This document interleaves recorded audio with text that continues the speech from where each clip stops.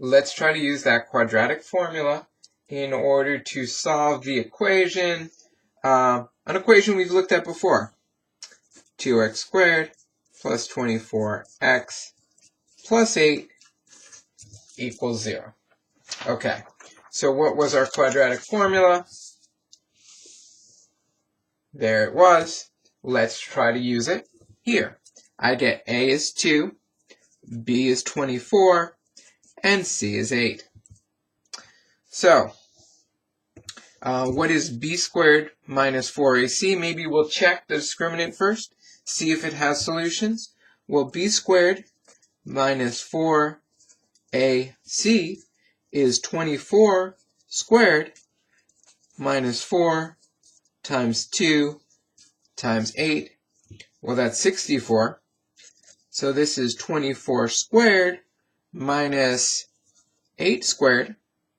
I could plug that into a calculator. There's actually a lot I could do because this is a difference of squares, so I could rewrite it as 24 minus 8, 24 plus 8, and that would give me 16 times 32.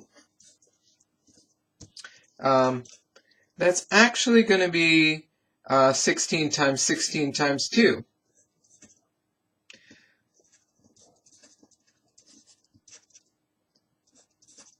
I'm going to leave it like that for a second.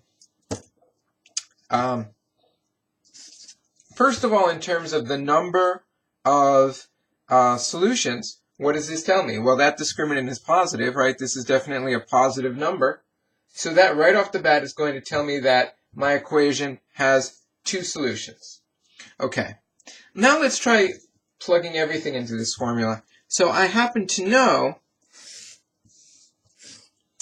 that using this formula, I get negative b, so that's going to be minus 24, plus or minus the root of the discriminant, so the root of this b squared minus 4ac,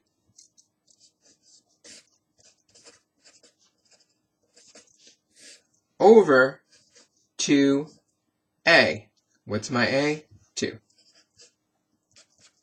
And now you can probably see why I didn't want to multiply this out.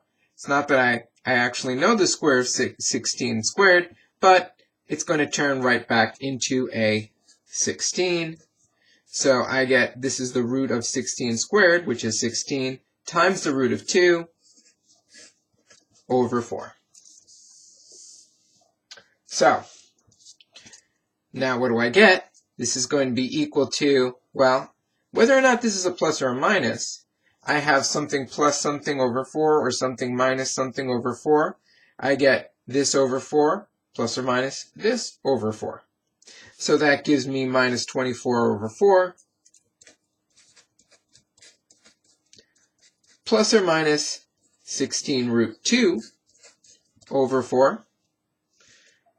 Okay, well, this is going to give me what's 24 over 4. That's going to give me minus 6. And this is going to give me, well, just 4 root 2, because I can divide the top and the bottom by 4, or really multiply the top and the bottom here by 1/4, and I get my answer. And this happened to be the same answer that I got last time when we just completed the square, but this time using the quadratic formula.